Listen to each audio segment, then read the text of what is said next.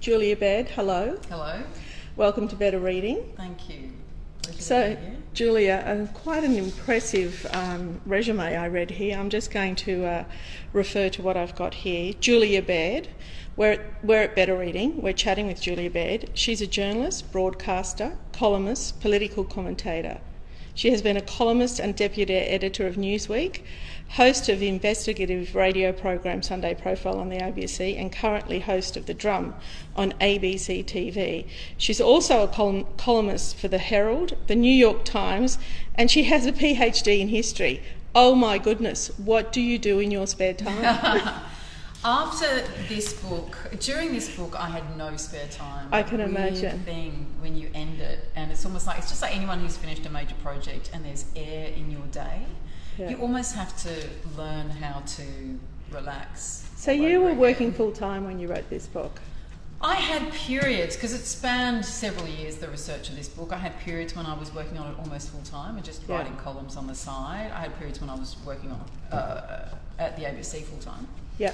And doing that, and I just took grabs of time when I could to go over to London to do some research. But it really, overall, I worked on it part time.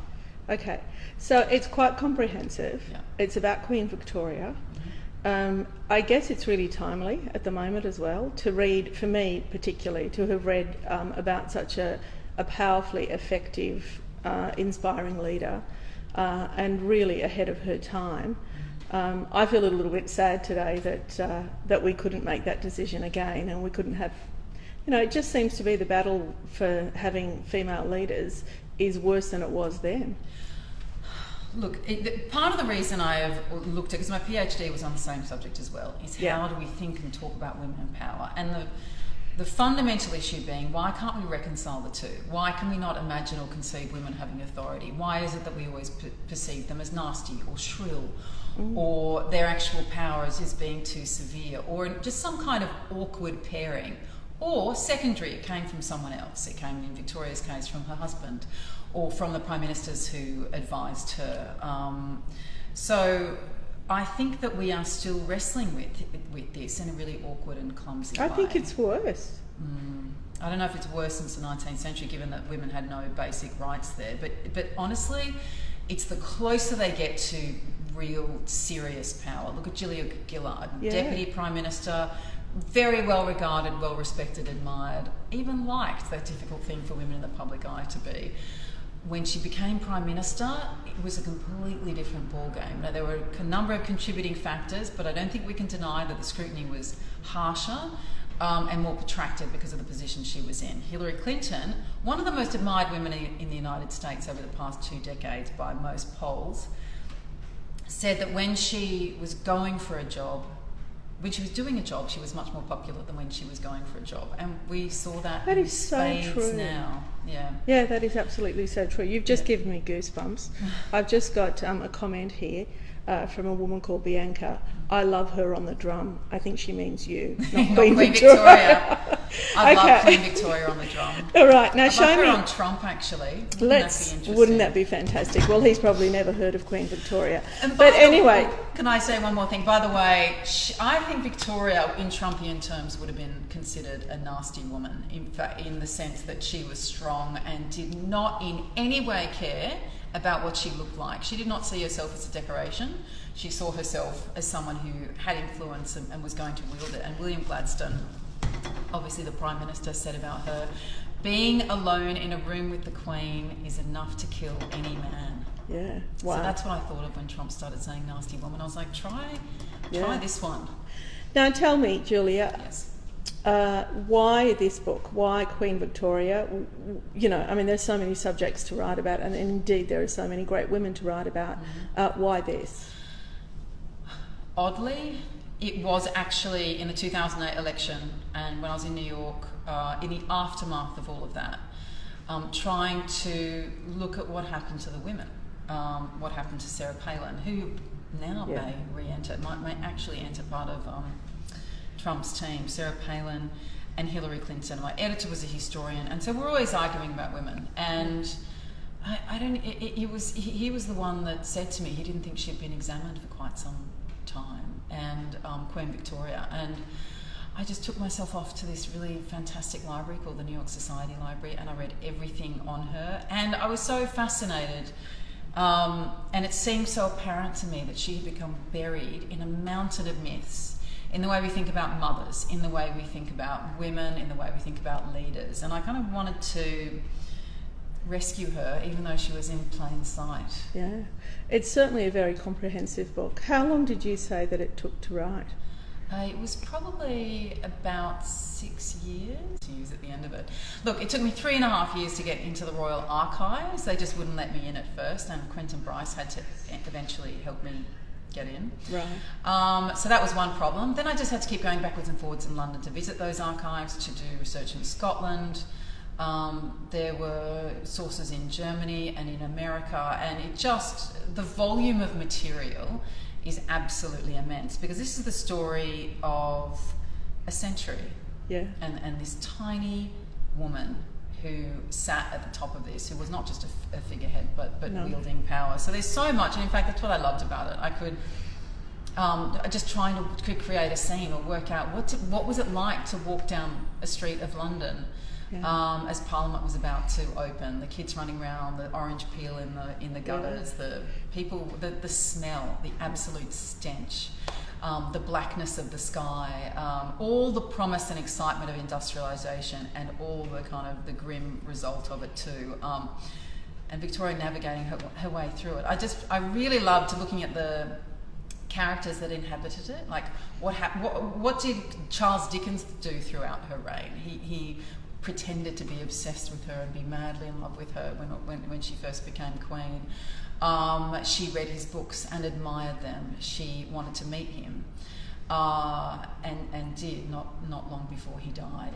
What was her relationship with Carlyle and Florence Nightingale, who at first really did not think highly of the Queen at all, and ended up quite adoring her for her work ethic and her ordinariness. So anyway, there's so much light and movement and colour in that century. She's pretty remarkable. I mean, she was married to a man that she loves. Again, all these things unusual for the times, I guess. You know, Yes. She had 9 children. She wrote, it wasn't that they were just looked after nannies. I mean, she did a lot of the upbringing herself, as well as doing such a remarkable job. And she was reigning for 64 years? Yep. Is that right? Yeah, almost 60. When you study somebody for so long, and when you have a look at a life so well lived, do you feel that you have a relationship with her? Is it like, if I were to say to you, what are the 3 things you like most about her, or what are the 3 things you didn't like about her, or whether at times she'd do things and you'd say, I'm disappointed, or I'm really thrilled.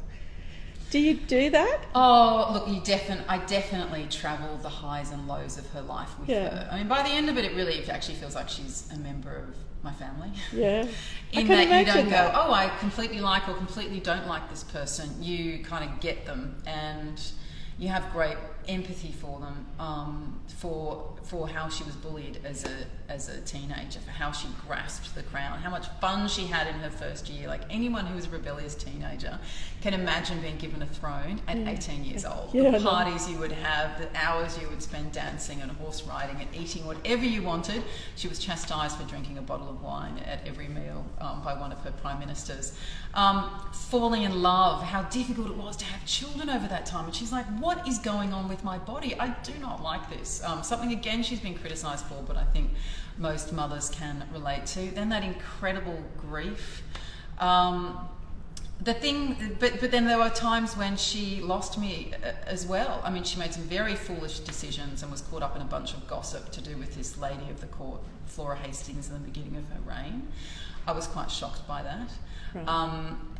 The way if you've got a throne and you have really untrammeled power in terms of what you're going to do from day to day, apart from basically working, I think over a lifetime, after a while, if you had a tendency to be stubborn or to be selfish and have moments of petulance, that's certainly a lot of evidence of that with her behaviour towards her children, and with her refusing to do anything her ministers said after Albert died, and seeing herself as somewhat as a victim. But then also in the way she treated Gladstone. The way she treated Gladstone, and especially after he died, that she wasn't gracious, those things really bothered me. What I did admire about her was her lack of affectation, her lack of pretension, her tenacity, her endurance, her devotion to Albert and also to John Brown. Her intelligence. Her intelligence. Did I say her work ethic, her desire to make some kind of contribution. She took her work extremely seriously and earnestly. And I liked the fact that when you go to Balmoral, you know when you see photos and it's all like royals around in kilts and it looks really stiff and posed, but when you go there and you see how, even now, how remote and wild that landscape is, and that's all this Queen wanted to do, was to get away from the thousands of eyes that were on her in England and just retire to a simpler life in Scotland and wander in and out of people's cottages and plonk herself down by the fire and have a chat to them. I thought there was something I really appreciated in that. She wasn't at all distracted by kind of phoniness and extravagance. Well, congratulations, Julia. It really is an accomplishment. It's major. Let's just have a close-up of the book. I want our readers to get a sense of the size. One, it's really, really beautiful. And just turn it around so we can see the spine. Big. Okay, that's a big read. But it really is beautifully written and very, very easy to read and joyful to get through. And a lot of those are footnotes for researchers, by the way, so don't be too scared. No, don't be put off at all because it really is very readable. But I'd like you to show us a few plates as well. This, by the way, it was a picture, a portrait that she commissioned for Albert. Wow. The most intimate portrait we have of her, and you can see the kind of sensuality of their relationship and the sauciness too. Yeah, beautiful. She really spoke about him in very lustful terms. Here's a nice one. She was always photographed looking grim and severe. Now here's a more candid shot. Look at her smiling. At her Golden Jubilee. This is 1887. And how old would she have been then? Oh, okay. So when she died, so it was 1819. Can you do the maths for me? No, I can't. About 40. 1819, so 68. 68. Well, there you go. How's our maths? You're better than me. So, you know, and look at her. She's not in all the massive finery that you would expect from a monarch at the Golden Jubilee. I mean, someone once called her a monarch in a bonnet, and that's really how I think of her. But truly, I mean, again, for her to have lived that life, I mean, that lifespan is very long, particularly for the time as well. It was astonishing. Yeah. And she lived a good life without Albert. I mean, Albert died when they were 42. Yeah, she was quite young. And Albert also didn't have her thirst for life. Yeah. She really put herself down when compared to his, great intellectual abilities. But she was the one, even though after he died, she was like, "Take me with you. I cannot bear this anymore." Anytime she was in a perilous situation, she just suddenly had a thirst and a hunger. And when she was on her deathbed, she was begging her doctor to keep her alive because she had so much more to do. So much more to live. Yeah. Susan says, "I love this book, especially that while there is a strong focus on politics, both British and the world, they are primarily addressed coming from an angle of how they impact Victoria's life." So there you go, that's a nice compliment. Yeah. Well, I can't thank you enough, Julia. Congratulations. It really is a remarkable achievement. It's a beautiful book. It's well written. It's a great story told. And for those of you that think that you know everything about Victoria, you don't. Read this book, Victoria the Queen. Thank you. Thanks very much for coming in. Myth busting, actually. That's what I set out to do. In non-historical terms. There you go, myth busting. Yes.